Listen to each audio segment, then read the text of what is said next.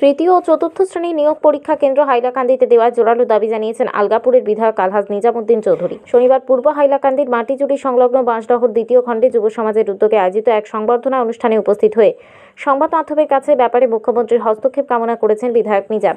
বিধায়ক জানান, গত লোকসভা নির্বাচনে বিজেপি প্রার্থীকে উজাড় করে ভোট দিয়েছেন জেলার সাধারণ মানুষ, অথচ বারংবার নিয়োগ পরীক্ষা কেন্দ্র থেকে বঞ্চিত হচ্ছেন জেলাবাসী।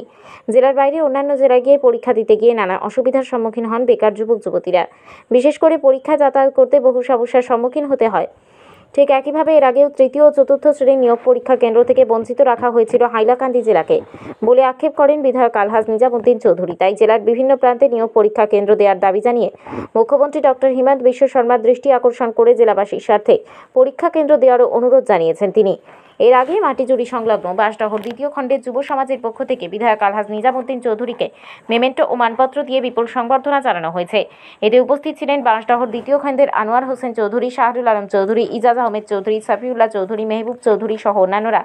তারা বিধায়ক আলহাজ নিজামুদ্দিন চৌধুরীর প্রশংসা করে বলেন, বরাক উপত্যকার মাঝে উনি একজন জনপ্রিয় নেতা হয়ে উঠেছেন। অসহায় মানুষের পাশে দাঁড়িয়ে সবসময় দৃষ্টান্ত স্থাপন করে যাচ্ছেন।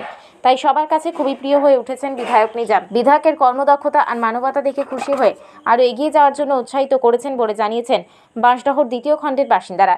এছাড়াও এলাকার বেশ কিছু সমস্যার কথা বিধায়কের কাছে তুলে ধরেছেন স্থানীয়রা। এদিকে সংবর্ধনা পেয়ে আনন্দে আত্মহারা হয়ে পড়েছেন বিধায়ক আলহাজ নিজামুদ্দিন চৌধুরী। তিনি পূর্ব হাইলাকান্দির জনগণের পাশে আছেন এবং সবসময় থাকবেন বলে প্রতিশ্রুতি দিয়েছেন। এতে সর্বস্তরের মানুষের সাহায্য ও সহযোগিতা কামনা করেছেন বিধায়ক নিজামুদ্দিন চৌধুরী।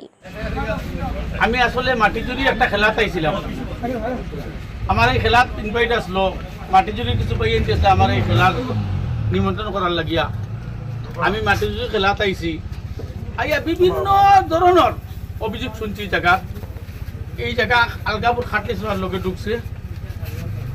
আর ইনশাল্লাহ আমি কিছু জিনিস আছে এখানে আপনার মিডিয়ারে হইয়া নাকি যেগুলা আমি মাতিমু, যা মাতিমু ডিসির লোকে মাতিমু। 2 নম্বর মাত হইল গিয়া 3 গেট 4 গেট যেগুলা চাকরির পরীক্ষার সেন্টার।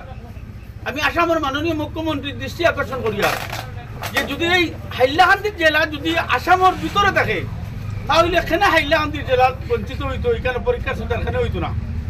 আপনার কাছে বিনীত অনুরোধ করিয়া যে আমরা এই পিছিয়ে অঞ্চলের আমরা গরিব ভাই যেগুলো আসুন এগুলাই আগের বারও যে বহুত বাচ্চাকে পরীক্ষা দিতে পারছুন না।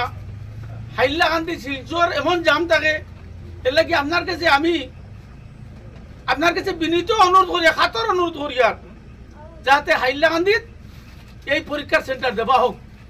কারণ হাইলাকান্দির মানুষ আপনার মানুষ নানি, আপনার এই ভালোবাসেন হাইলাকান্দির মানুষে।